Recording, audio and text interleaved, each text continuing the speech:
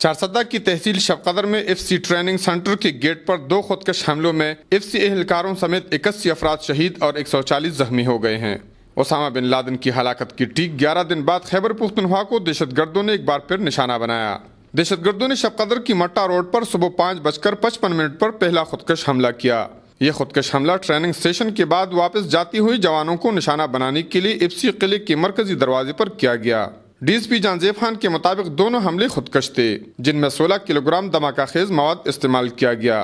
ذرائع کے مطابق ایف سی اہلکار ٹریننگ کے بعد واپس جانے کے لیے گاڑیوں میں سوار ہو رہے تھے کہ موٹر سائیکل پر سوار حملہ آور نے ان کے قریب خود کو دھماکے سے اڑا لیا۔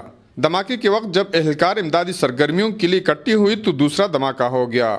یہ دھماکہ بھی خودکش حملہ آور نے کیا۔ ڈی پی او نثار علی مروت کے مطابق شہید ہونے والوں میں 73 ایف سی اہلکار اور 8 شہری شامل تھے۔ صدر آصف علی زرداری، وزیر اعظم یوسف رضا گیلانی، وفاقی وزیر داخلہ رحمان ملک، وفاقی وزیر اطلاعات ڈاکٹر فردوس عاشق ایوان، اسپیکر اور ڈپٹی اسپیکر قومی اسمبلی، وفاقی وزراء اور دیگر سیاسی رہنماؤں نے دھماکوں کی شدید الفاظ میں مذمت کی۔ وزیر اعظم نے اپنے مذمتی بیان میں کہا کہ بے گناہ اور معصوم لوگوں کو نشانہ بنانے والوں کا کوئی مذہب نہیں ہوتا۔